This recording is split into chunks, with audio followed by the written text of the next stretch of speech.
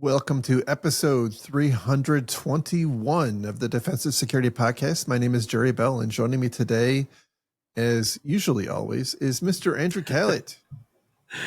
Good afternoon or evening or morning, as the case may be, Jerry. Sorry, I was not able to make the last show. We can talk a little bit about that when we get into it, but I'm here today, and it's all good, and that's all that matters.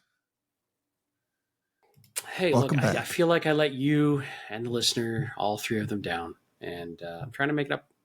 I'll try to make up to them. We appreciate your effort there. Sounds good. So just before we go any further, a reminder that the thoughts and opinions we express on the show are ours and not those of our employers. A special thank you to our continued thank you to our Patreon sponsors. Thank you so much. Definitely appreciate you. Love you. If you want to join them, you can do so at our on our Patreon pages, patreon.com/defensivesec. You can also find a link in on our website at defensivesecurity.org. Kind of up at the top, you can get a link there. Just as a reminder, the Patreon sponsors get episodes about a week early. So that is our way of saying thank you. I want to make another call out because, we are actually trying to go for those big Joe Rogan bucks, but we're trying to do it on the cheap and without like cramming your ears with ads. And so one of the ways we're trying to do that is by becoming YouTube billionaires.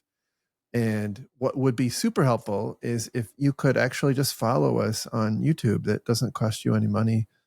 And hey, like if you like hit play on an episode and just let it run through all of the episodes while you are sleeping or whatever, like that would be cool too.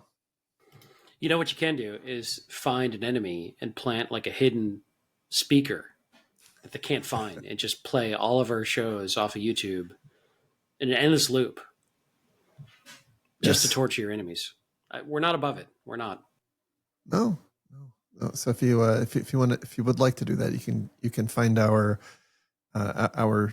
YouTube page through the website defensivesecurity.org, or you can just search Defensive Security Podcast on YouTube, and that'll take you to the right place as well. So if you do that, I definitely appreciate you. Thank you so much. Again, we are trying to become those podcast millionaires I keep reading about on CNBC.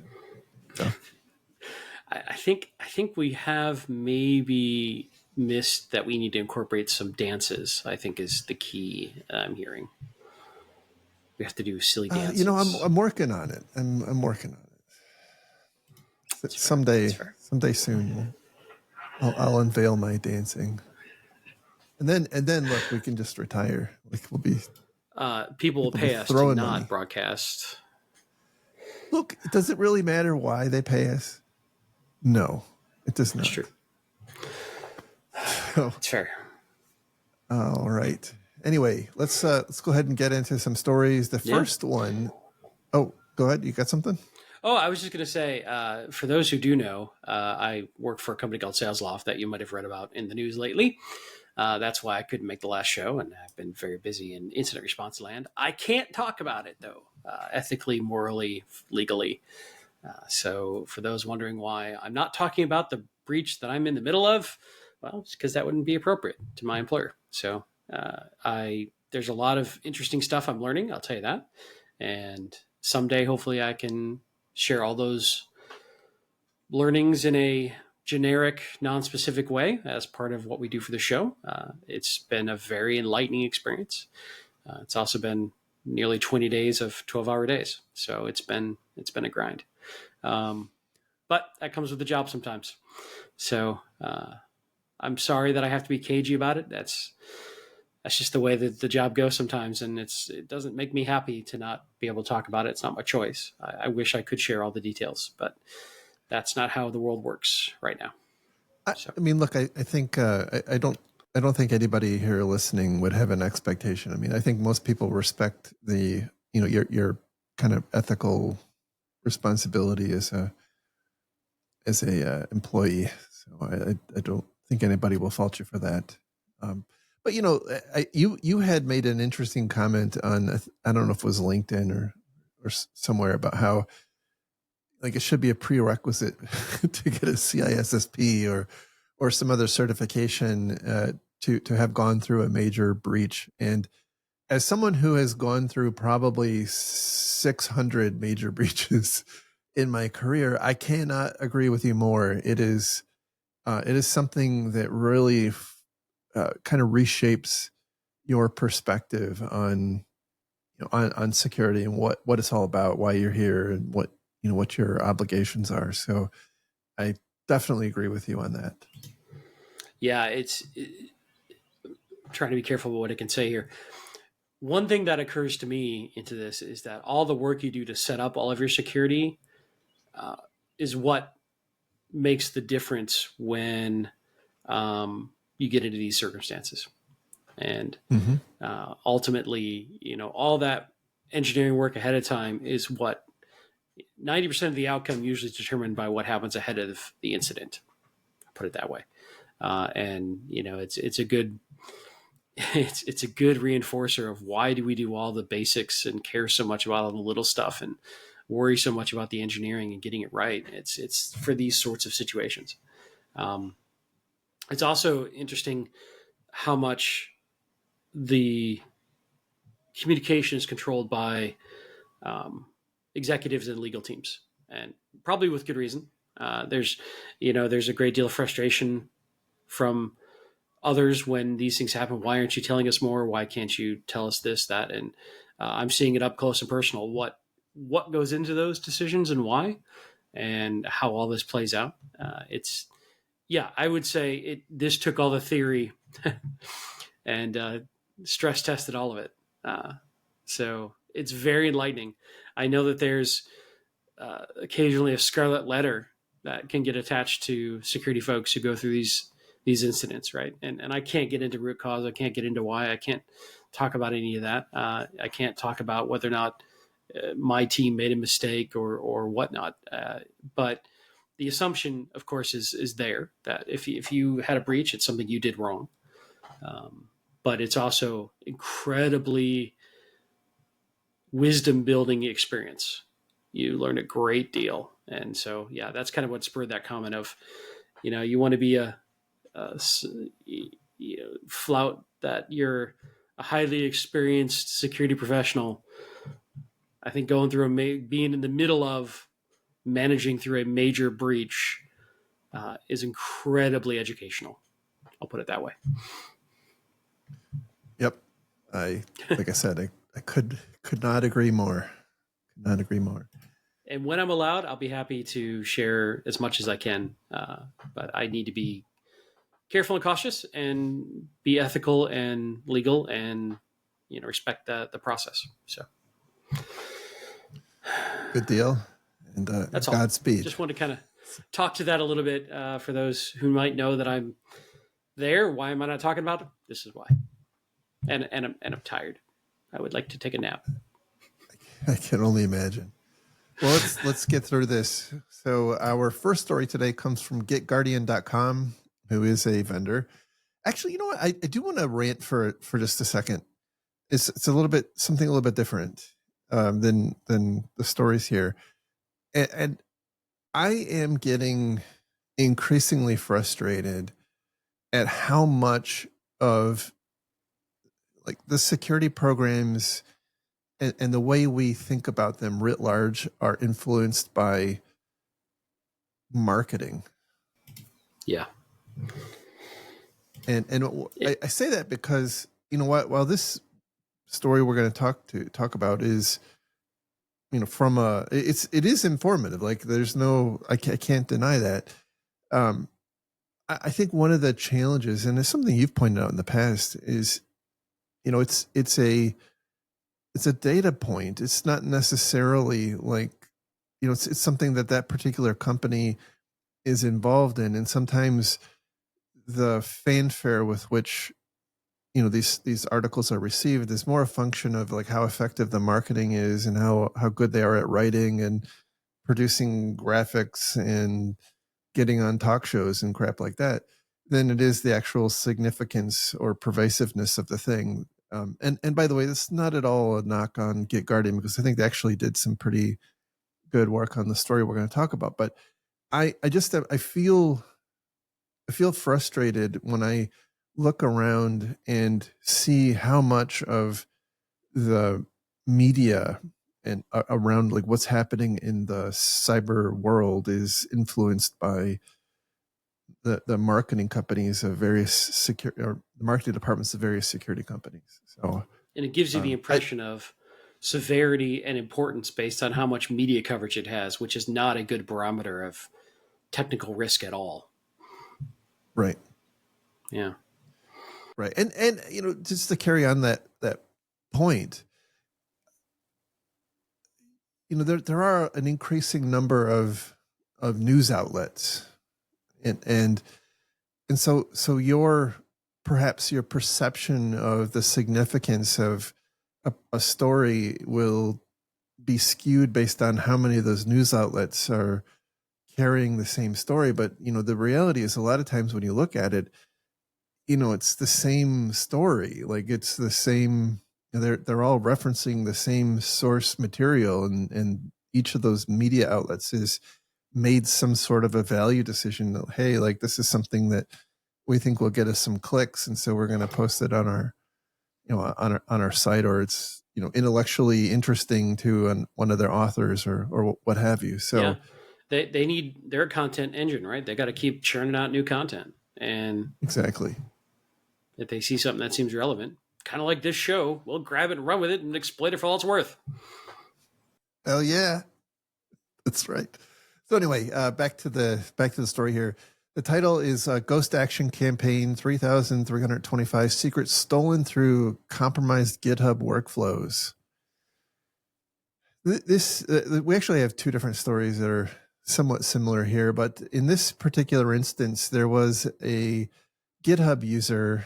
I'm not even going to pronounce the GitHub user's name that was compromised. The method by which it was compromised is not actually known.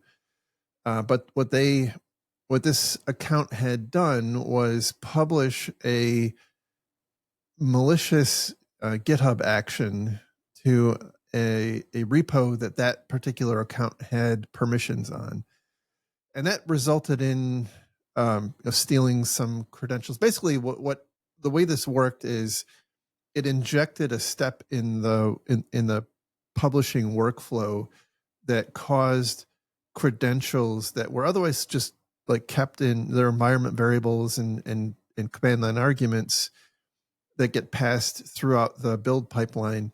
It causes those secrets to get posted to an attacker controlled endpoint, and then it includes other information like what system is it and what repo is it and whatnot, so that the attackers can attribute it to where that information came from. And it's actually like stupid simple. Like, when you look at in the article, they actually have the contents of this malicious workflow. Like, it is stupid simple. It's literally a curl command that has some command line arguments that makes a request to a specific host name that the attacker controls. Like, it's stupid simple. There's But it's also very nothing, powerful. but It, it's at that really step, powerful. yeah, at that step in the GitHub workflow, it's assuming that you have permissions to see all the secrets that are exposed. Normally, very very rarely, uh, at that step. So normally those secrets are hidden and very difficult to get through. But if you can do an action like this, you can dump them all, which is basically what they're doing here. And that's, I don't know if a lot of people understand that weakness of how workflows can just, because GitHub needs to be able to see and utilize those secrets in the build pipeline, right? So it may not be exposed in code. You say get your secrets out of code, that kind of stuff. This is how you still use secrets. Is you have one of the ways you have this methodology that GitHub has them all vaulted away, but then as it goes to actually compile and build, it needs to go grab those secrets, and it does this through action workflows in part. Right. And I'm not an expert, so I could be getting some of this wrong, but here's what I understand. So it has that permission to go do it as one of the few points. So if I can inject a hostile workflow, I can exfil a lot of those secrets, which is super powerful. And I don't know if a lot of people understand that. and it's getting abused left, right, and center. It's like massively growing attacks type right now. Yeah, this is the new toy. Like, when you think about attacker techniques, like this is the hot new toy. So in this instance, it was first uncovered through this involvement of the Fast UUID project, but actually they were able to respond to it really fast. And as far as anybody knows, nothing bad happened as a result. But as this Git Guardian was investigating, they took a look at other GitHub actions, and they don't call out specifically, but I think what they did was they looked at other actions that had some reference to that same endpoint URL, which was relatively unique, and they found I think it was like 817 repositories that had been affected. And where I think it gets interesting, and they don't say this explicitly, but as far as I can tell, this compromised account didn't have access to, like, they didn't have access unto themselves to like forcibly incorporate this malicious action. I think what they did was they submitted as like a PR that then got accepted by the maintainer of the repository. And the next time the build process ran, it then executed this malicious build command, and that stole their keys. And I think what they did then was use that to compromise more repos and lather, rinse, repeat.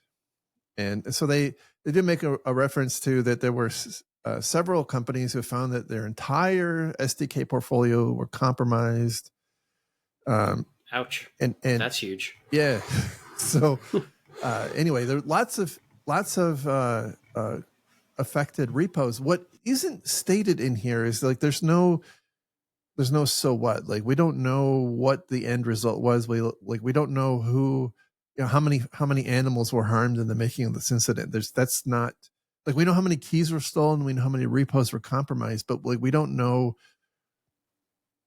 did that result in a data breach, or did it, what happened as a result of this? That's not stated, but it is interesting that they really, I think they bury the lead a little bit. Like I think there's a couple of things that that organizations need to do. Like one of them is make sure that you're not just blindly merging in PRs from, especially into your workflows.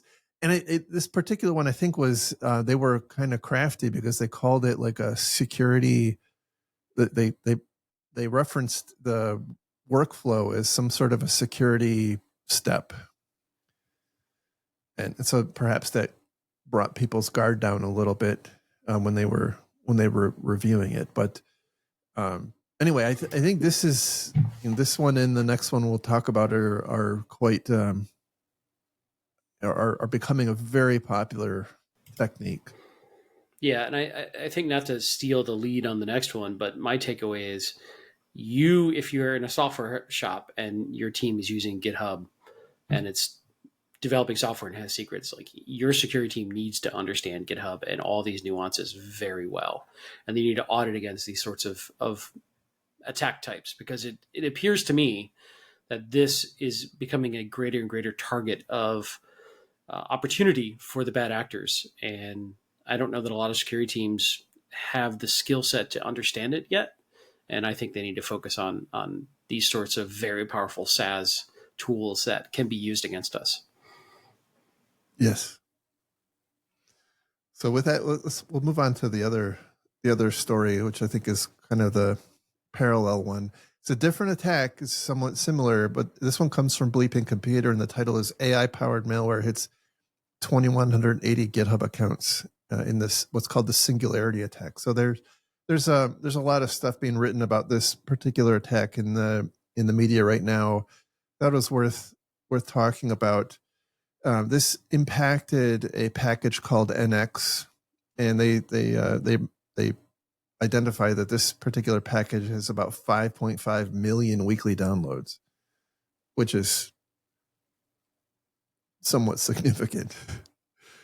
So that on October, this is a quote, on October 26, 2025, attackers exploited a flawed GitHub Actions workflow in the NX repository to publish a malicious version of the npm package, which included a post-install malware script called telemetry.js. And telemetry.js is a malware credential stealer that targets Linux and Mac OS, which attempted to steal GitHub tokens, npm tokens, SSH keys, .env files, crypto wallets, then uploaded those secrets to a public GitHub repository that they named the Singularity repository.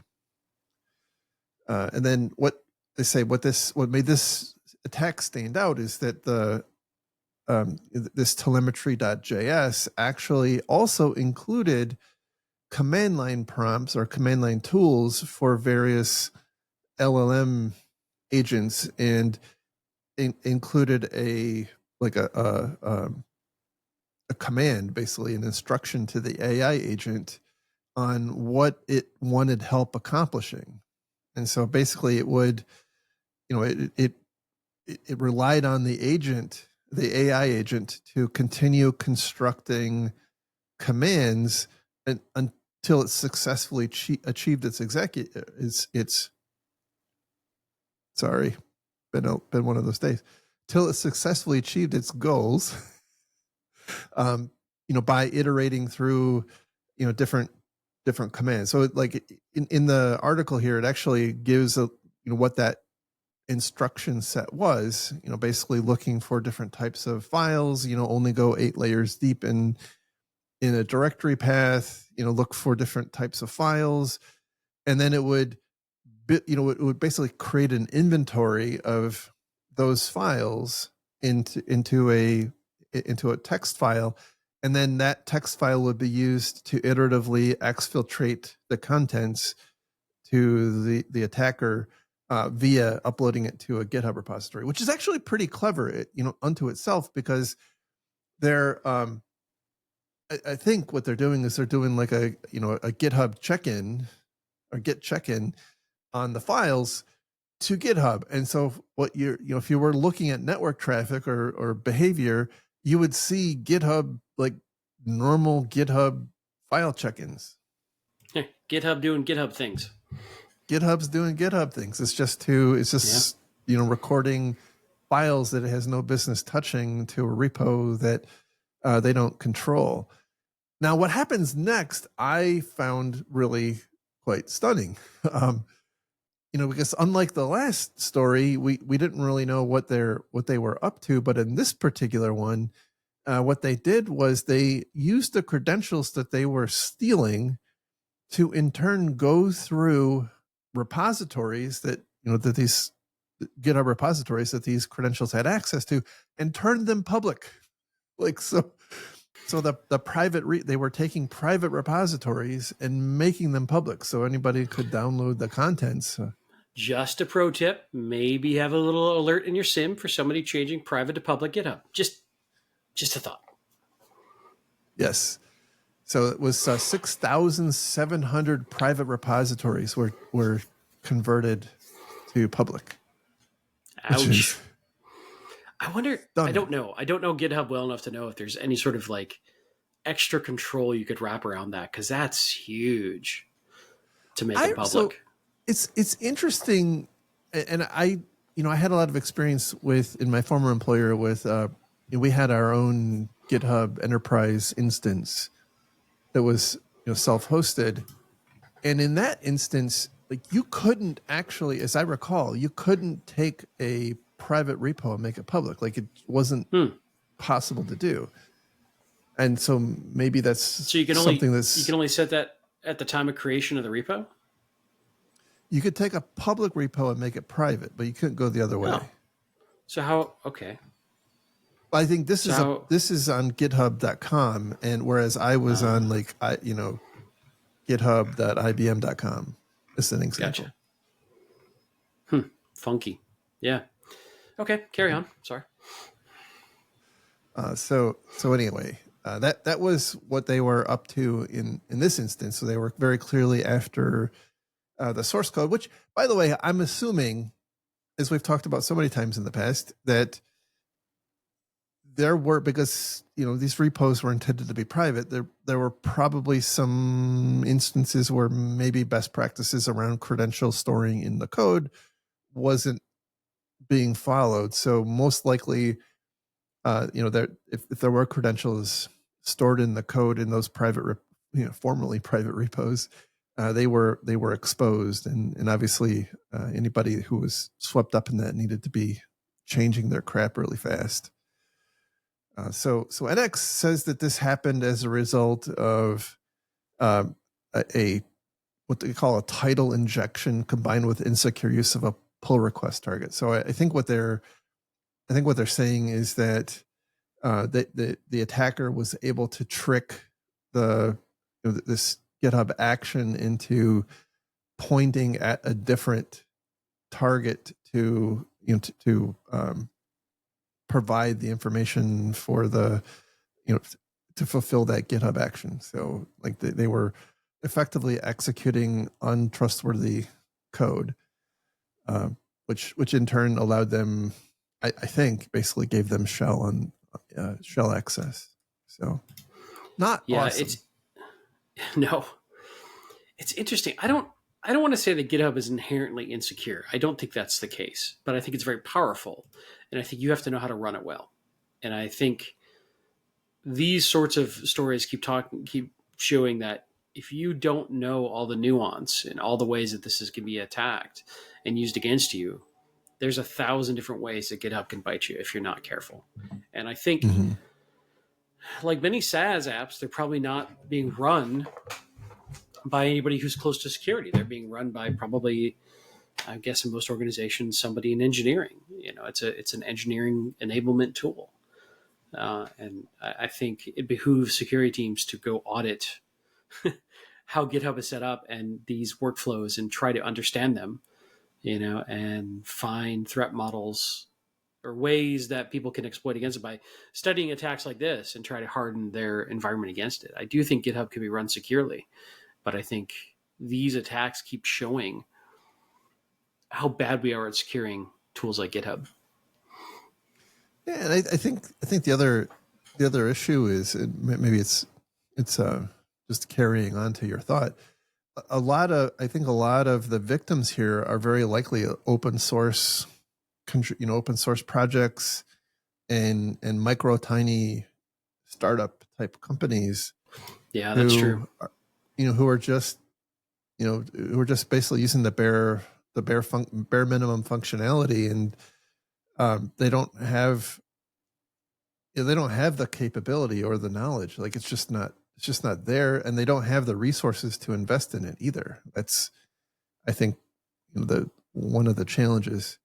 Now there is a reference in here about something I wasn't aware of. So this NX project said that is as a result they've adopted NPM's trusted publisher model, which is a new thing to me.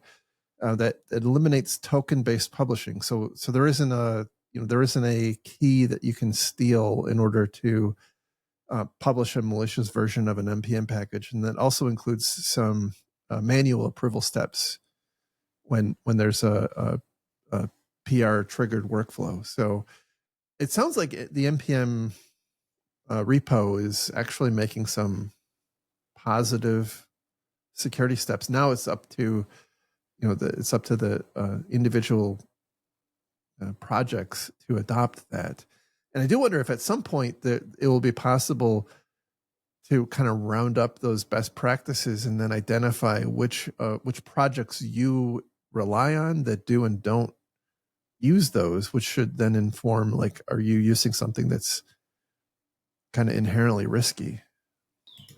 Yeah, and this goes back to some of the other conversations we've had with other major SaaS vendors that have been having problems that are user enabled, I guess is better way of saying it. But at some point, does there become a reputational problem that Mm-hmm. GitHub may have to protect their own users from? And you're right. I was thinking of it very much from an enterprise standpoint. But if you're an individual small developer, it's even more more challenging. But maybe if it gets bad enough, companies like GitHub need to make it harder to do insecure things. Yeah, or easier to do the secure thing. I guess Sure. however Yeah. however you look at it. But I don't think that it's necessarily outside the realm of enterprise applicability, because even if it's not directly impacting them, a lot of enterprises are relying on code that are maintained by those really small and open source projects that might be impacted by something like Yep. this. True So enough. And then you get a nasty little supply chain attack that ripples throughout. yes, indeed. All right, our next story comes from cbc.ca, and I think this is the first CBC story we've ever had, which is cool. The title here is "Insurance Won't Cover $5 million in City of Hamilton Claims for Cyber Attack, Citing Lack of Login Security." This is an interesting contrast to something I talked about last week. I talked about a story last week, which I think you actually sent me the story, which referred to I think they called it vulnerability exclusions. Where if there's this, and it's not in the U.S. I don't know if it's in Canada, but there are other, I guess, other countries where this is common in cyber insurance policies to have an exclusion that says if you have one of these vulnerabilities present in your environment, then we're either not going to cover your loss, or or we'll cover less of the loss. But at the same time, the insurance company people that they were talking to were basically saying, like, this is BS. We think this is a terrible idea, and so it struck me as a bit surprising to hear that take coming from insurance carriers, that they thought this was a bad move. But here we have a case like this is actually happening real time, where the cyber insurance policy for this city in Canada has said that they've apparently in their policy explicitly says that they will not cover a breach when there's no two-factor authentication in place. And then they went further to say that it was the lack of multi-factor authentication that was the root cause of the breach, and therefore they're not going to pay for any of That's got to be frustrating. it. Now, the city of Hamilton also argues against it, that the lack of MFA was the root cause. But hey, who knows? That's a Maybe he said, courts will she sort it said out. sort of But it's situation. really interesting that these cyber insurance companies are basically, outlining a floor of best practices that must be maintained, or they're not going to cover you. Which to some extent, it's you can't blame them, because otherwise you're kind of just like shirking all of your responsibility and moving it all into insurance. I'm not sure that's a winning strategy. But like in this instance, it kind of bit them on the rear end. Now, what I find interesting was that when they signed the policy, it's not like this was some buried thing that nobody knew about. Like they knew that this policy had that requirement, and so they started piloting and doing small scale deployments of multi-factor inside the city. But they just, that those pilots started just before the actual breach, which happened at the beginning of 2024.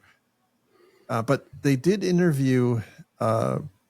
It was a contractor. It was I think it was part of their incident response contractor who said that they've heard that there was major resistance from people in the city of Hamilton from adopting multi-factor authentication. And look, this is one of those things that the security is always excessive and inconvenient until it's not enough.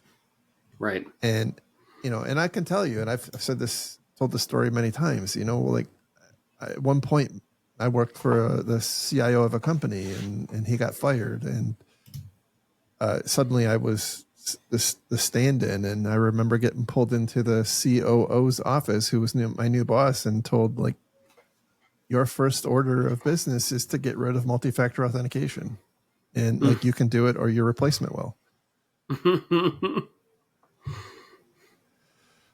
So, that was 20 years ago, but here we're still having that problem. Yeah. And I think it speaks to some extent, like, the approaches that we use. And I think not enough security teams do what's necessary to make this, is easier than not. Like Microsoft, I think, is working really hard to make it easier to use, strong authentication than not. I'm not saying they're there yet, but they're working in that direction. I remember going to a conference, I think it was DerbyCon, when we still had DerbyCons, and there was a presentation from one company talking about how they were, they had hired the security department for this company. I forget who it was, hired like a usability expert, and that what they were trying to do in every place was make multi-factor authentication easier to use, easier and faster to use than like a regular password. Right. Yeah. And Well, so and now we're getting into the world of passkeys and yep. other stuff that I think is helpful, but it's still a very real. I worked at a bank once, and there's a very real aspect of, if they weighed the consequences of having too much security on login, that certain segment of their customer base would defect to another company that had less troublesome, less friction in the login. So that's a trade-off that has to be made. And in this case, it sounds like Hamilton knew what they needed to do, and they just hadn't gotten it done yet, or there wasn't enough urgency. I would say, you need to read those insurance policies closely and understand what's required of you. And, if executive leadership understands that, then they're taking the risk. In this case, it kind of sucks because it's a public, it's a city, so the taxpayers are going to be on the hook, right, as opposed to a company losing profits or that sort of thing. But there were a couple of other interesting things in here which I just don't understand in it, and I'm not sure I have the patience or desire to go chase it down. But they said that to date the city has spent $18.4 million, which, by the way, is super close to the $18.5 million ransom that was being demanded. I don't know if that's by the way, coincidence. It's not clear. This ultimately was all about a ransomware attack, and the city decided not to pay. Yeah. Yeah, and the ransom was $18.5 million. And so as of the writing of this article, they said the city has expended $18.4 million in responses. They decided, by the way, to not pay the ransom and just recover. So kudos on that. But what I found most interesting is that they will continue to pay nearly $400,000 a month until November 2026 to rebuild its systems. That's a lot of money. Yeah.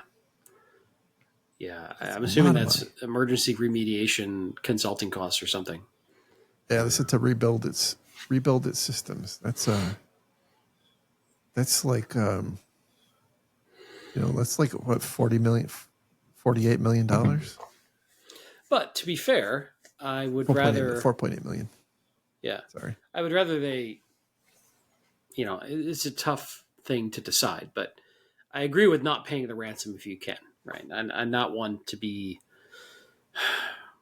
completely militaristic in that view.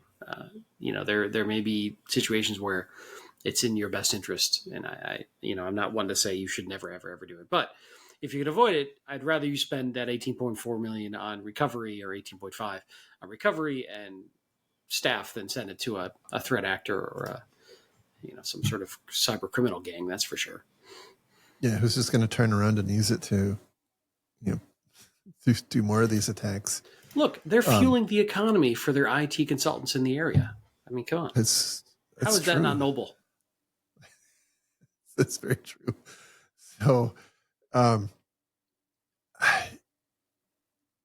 I would say, like, even if you do pay, and I understand that there are instances where, like, you have to pay, but I would say that even if you do pay, you still need to go through that process. Like, so even if you did pay, perhaps it allows you to get back up and running faster.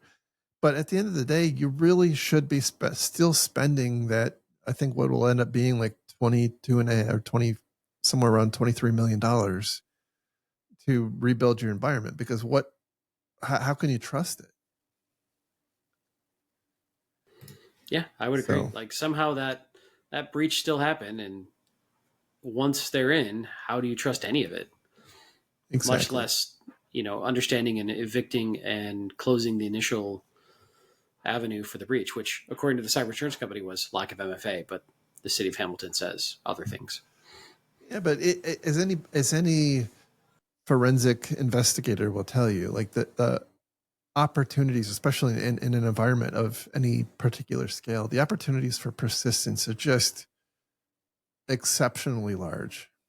Yep. And the only real way you can get a level of confidence that they're gone is just to rebuild. All right, True so enough.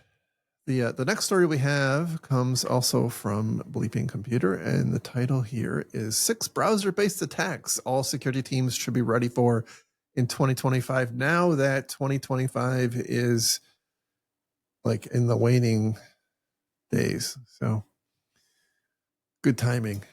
So the first their first tactic that you should be aware of is phishing for credentials and sessions. I don't think that's particularly novel, but I think we are seeing a lot more instances where the phishing that's happening is not what we've seen in the past. It's much more sophisticated. They're going after authentication cookies and tokens, and less trying to outright steal passwords. So I think that's something that has to be on the radar. And as well, like I think we also have to come to grips, as we've talked about in the past, like traditional MFA for any kind of really sensitive workloads is becoming somewhat easy to bypass at scale. Whether that's through downgrade attacks or um, the proxy, the authentication proxies. There's lots of opportunities for the bad guys who have some kind of strong enough financial incentive to to even overcome top P and that kind of pedestrian type multi-factor authentication. Still better than nothing. Yep. Yep. Don't misunderstand. The next tactic they have, which I think doesn't get enough discussion in the industry, is this what's called click fix. And hopefully everybody knows what click fix. I don't think we've actually talked about it on this show, but I don't know if we have either, honestly. yeah. So click fix, for those who aren't aware, is a fancy social engineering tactic. It's typically presented to the user as some sort of a CAPTCHA that they have to solve, and it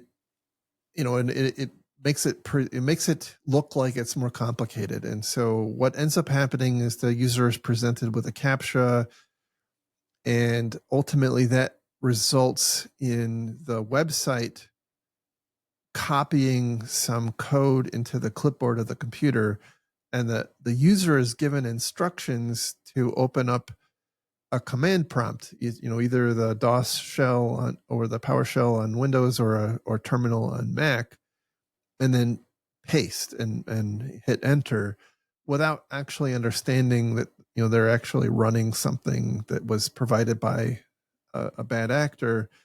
And then that does, like, it can do a variety of things. It can download more malware. It can exfiltrate passwords. It can, lots of, kind of, the sky's the limit. Whatever you can imagine is what can be done in that context. So this one, I think is something. Again, I've been super hard on security awareness training. Like I think this is one of those ones that I'm not sure there's a lot of people who understand, like laypersons who understand that this is an emerging attack technique. So this is one that I would put into a security awareness training, and they do point out some things that can be done to to stop this, which is difficult because they point out like the specific code that is copied into the clipboard can be changed, and so it can be very difficult for endpoint detection to pick up on it. But what you can reliably pick up on is a website injecting something into the clipboard. Like that should be a that should be a trigger that you look for in your SIM or your EDR console. It's interestingly frustrating that a browser can copy something into a clipboard, but that's where we're at. Yes. But yeah, Yes. I agree. This looks, for a lot of people who aren't super savvy and live and breathe this stuff all day, this looks like just another type of verification stuff that changes all the time. It's just a Mm-hmm. different thing that I don't understand, but I have to do to get this thing done. So I'm just going to do it like I've been trained to do.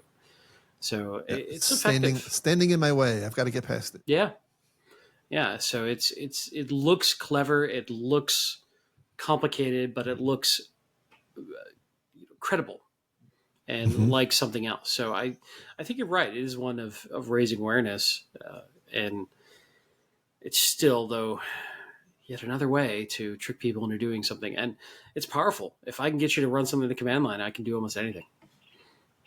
Right. Right. Next is malicious OAuth integrations, and this is most recently been a big commonly used, I guess, in a lot of the Salesforce attacks where where somebody will call up and pretend to be from IT or from a vendor or from Salesforce.com or what variety of different lures, and they're ultimately intending to trick the victim into granting privileges to some malicious application using an OAuth. So they'll send a link or they'll send an invitation, which the person is then tricked into granting access to. So again, this has been pretty widely abused. Let's see what they have any. I don't think they have any really actionable recommendations other than to take a look at your the applications behind this. So like Salesforce and whatever else, like Entra ID or what I've heard of Entra ID falling victim to similar things in the past as well. But looking into what capabilities the SaaS application you have to mitigate this this type of attack, and whether that's like, I think in Entra ID you can apply like geography based restrictions or risk based restrictions that will kind of add additional steps, authentication steps. But even there, by the way, even there, um, if the way this is happening is by a person being tricked, like even if they are presented with an additional challenge, there's nothing to say that that person, the attacker, can't go back and and get past that additional check. So um, I this one concerns me, and this is yet another one that I think needs to be included in awareness training and for people to understand that when you are presented like these things, you can be granting access to malicious stuff, and I don't know that people, like the layperson, has any conception Right. that this is even a thing. The other option you have is not give the average employee the ability to approve any new OAuth. But Mm-hmm. that again adds friction and slows things down, and people want to be able to get the job done. But if you could have some sort of process to approve these, that has to come through some sort of centralized IT and security review, there's a good chance you could stop a lot of this, but it would slow things down.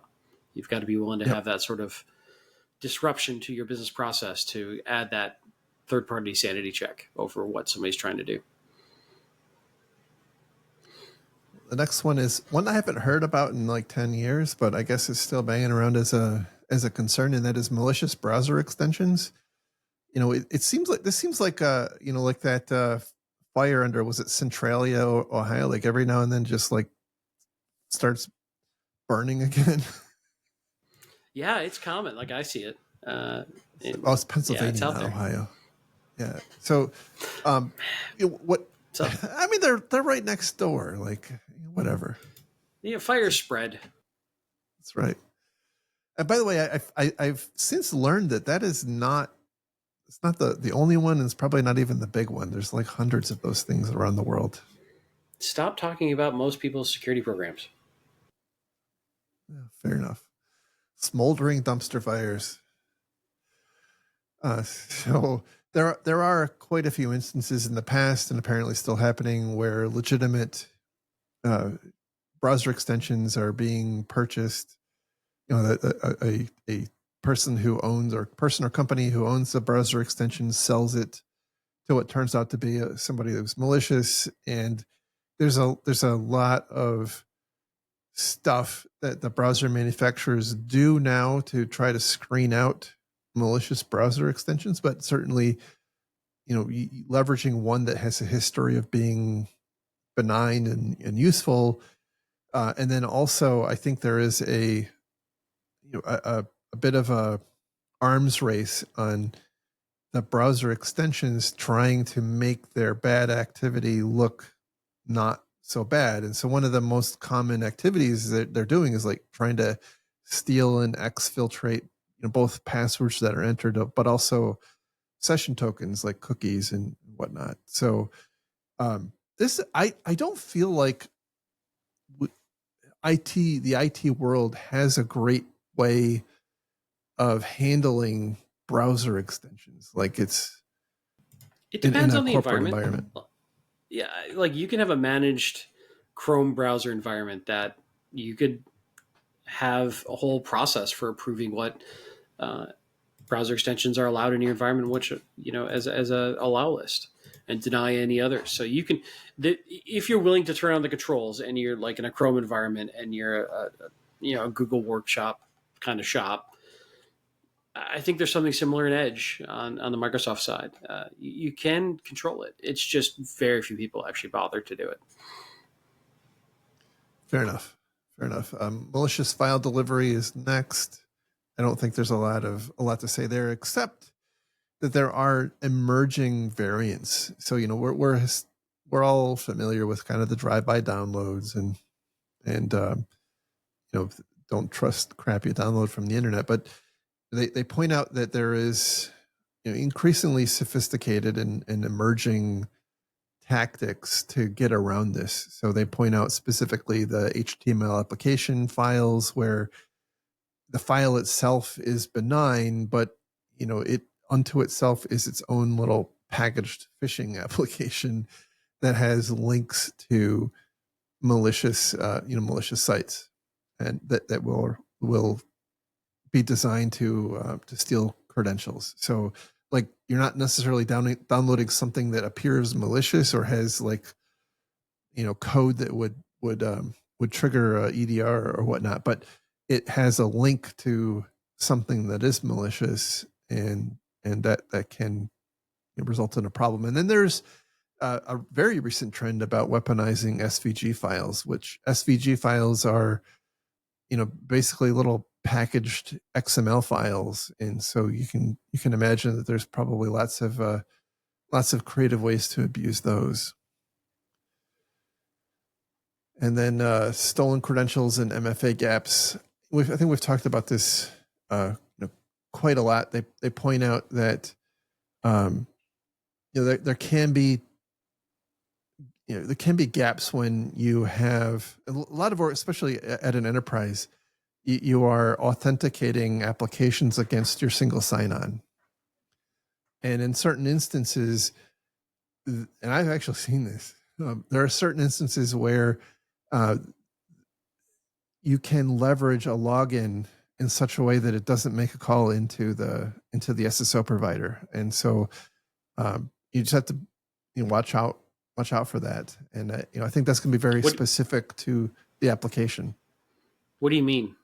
Can you expand on that a bit? So if the application for whatever reason becomes temporarily disconnected from the identity provider, depending on how that application's authentication fails, and I have seen this happen in the past where you can basically log in without a password.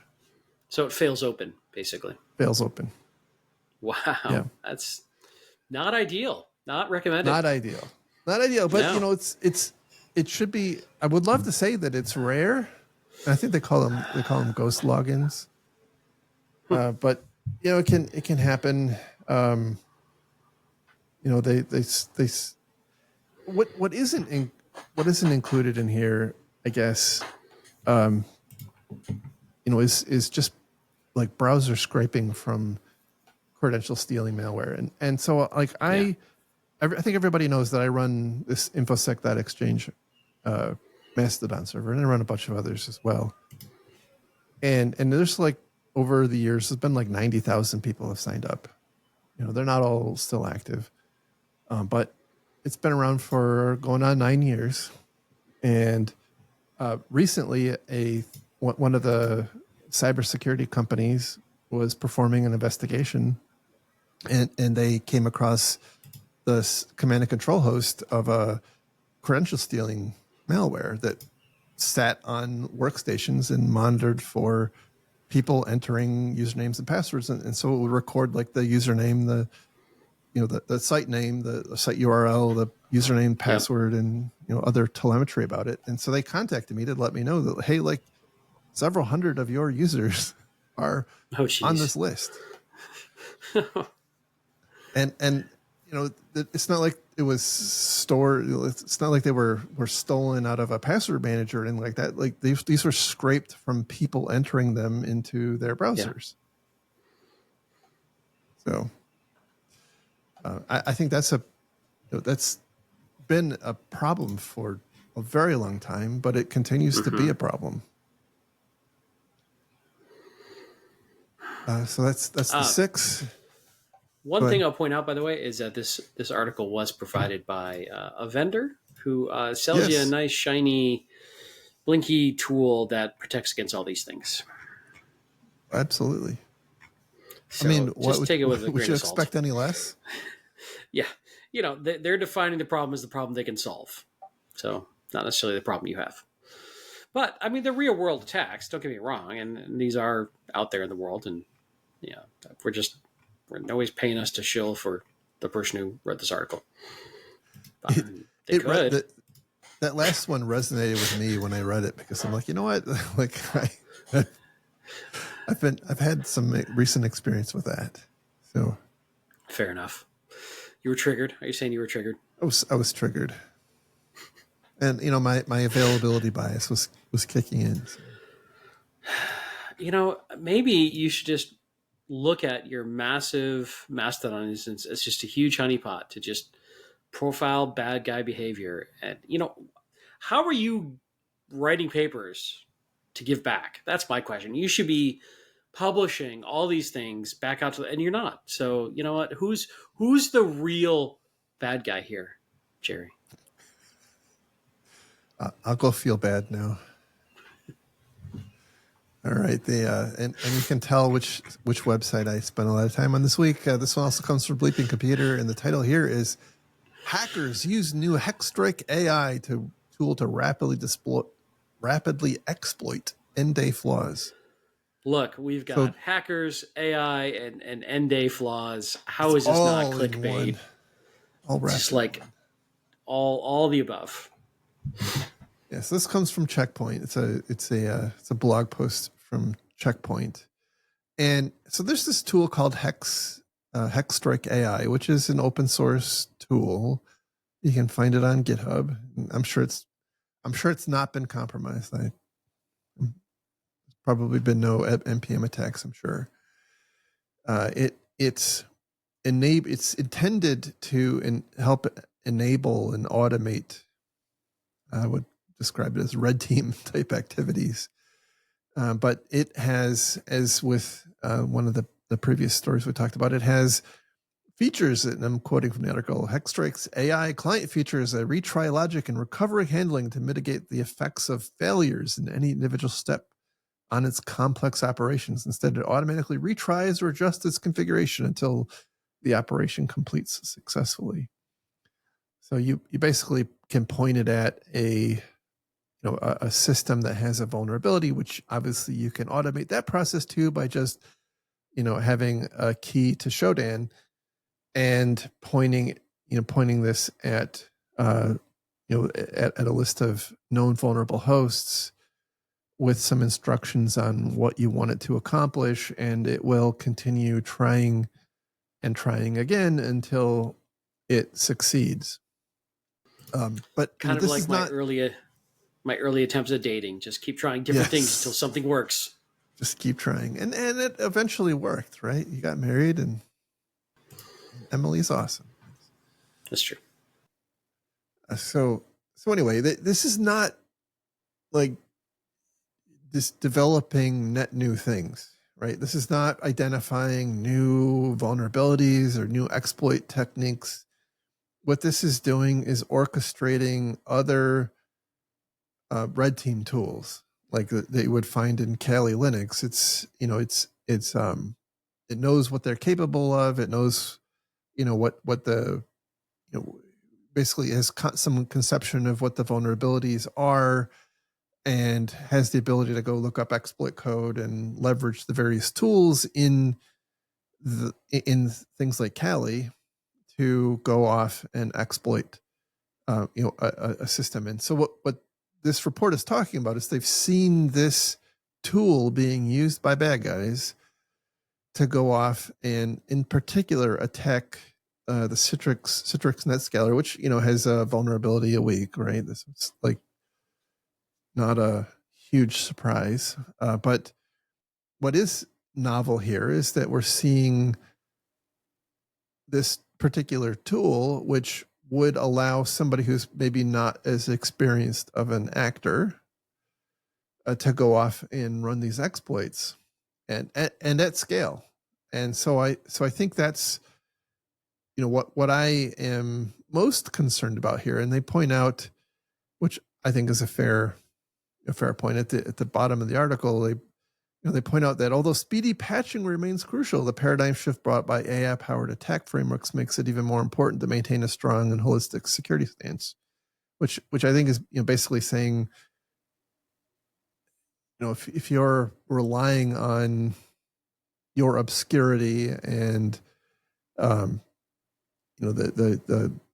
just the relative low likelihood of somebody actually exploiting a vulnerability, that is becoming less of a something you can rely on, because the capabilities of many actors going off and exploiting vulnerabilities is on the increase, because it's opening up a world to new actors who may not have previously had the level of sophistication to do it. And so I do wonder, by the way, over time, as we've seen in the past, we've seen metrics about how many vulnerabilities are exploited in the wild, right? And it's relatively low. Like I don't remember offhand, but I think it's like 1%.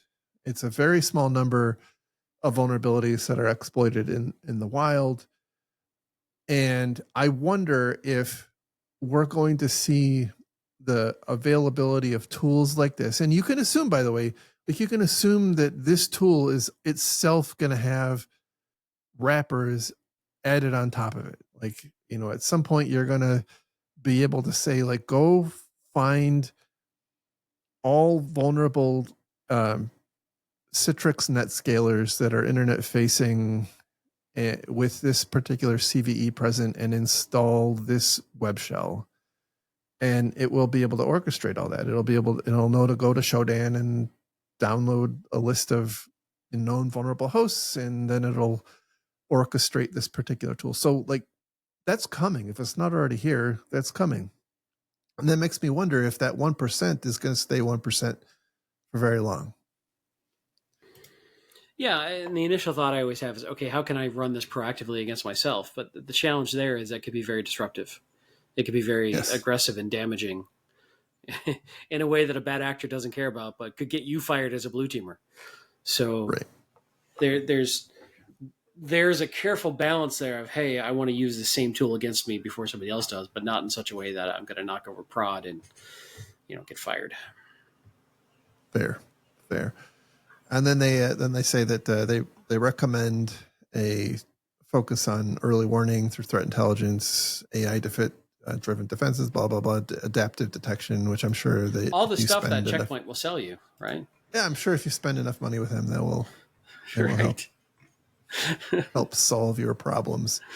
Yes. Which as I talked about last time, um, security leaders, and business executives have basically adopted the stance that AI is better than humans anyway. So, like, why not? Right. It is an interesting world we're living in at the moment. Why not? Just have Grammarly run your SOC. Uh, that's a hey. At least all your emails will be spelled properly. Look at the grammar on those events. Holy crap, it's amazing. Has It'll be very has polite and Oxford commas. right, and very well authored notifications of your breach. Yes, yes. Anyway, that is the stories for today. I'm glad you're back. It was very awkward doing this by myself. So I'm sorry if I seem a little tired. I am tired. So I don't have the same level of energy I normally have on the show, but we'll get through it. And so, that's why they make coffee. that's right. That's right. All right. But So you can find all of the links we talked about today on our website at defensivesecurity.org. Just look for episode number 321. If you do want to become a Patreon sponsor and get these episodes a week early, you can do so on our Patreon site. It's patreon.com/defensivesec.